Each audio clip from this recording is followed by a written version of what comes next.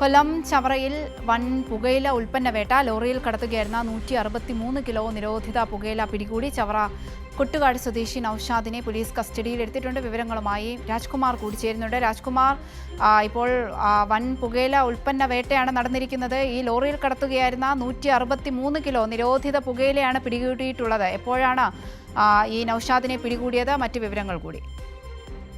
163 ചാക്ക് നിരോധിത പുകയില ഉൽപ്പന്നങ്ങളാണ് പിടികൂടിയിരിക്കുന്നത്. ചവറ പോലീസും അതുപോലെ സിറ്റി ഡാൻസ് സ്റ്റാഫും ചേർന്നാണ് പിടികൂടിയത്.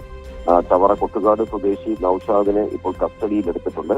മുംബൈയിൽ നിന്ന് മഹാരാഷ്ട്രയിൽ നിന്ന് വന്ന പ്ലാസ്റ്റിക് ചട്ടികളുണ്ട്, പൂച്ചട്ടികൾ. ആ പൂച്ചട്ടികളുടെ മറവിൽ അത് മുകളിൽ വെച്ചിട്ട് അതിന്റെ താഴെ മുഴുവനും ഈ പുകയില ഉൽപ്പന്നങ്ങൾ വെച്ചായിരുന്നു ഇത് കടത്താൻ ശ്രമിക്കുന്നത്. രഹസ്യ വിവരത്തിന്റെ അടിസ്ഥാനത്തിൽ പോലീസ് ഇത് കാത്തുനിന്ന് ഈ ലോറി പരിശോധിക്കുകയും ആ ലോറിയിൽ നിന്ന് ഈ ഉൽപ്പന്നങ്ങൾ പിടികൂടുകയും ചെയ്തിട്ടുണ്ട്. ഈ നൌഷാദിനെയും കസ്റ്റഡിയിലെത്തിയിട്ടുണ്ട്. ശരി, രാജ്കുമാറാണ് വിവരങ്ങൾ നൽകിയത്.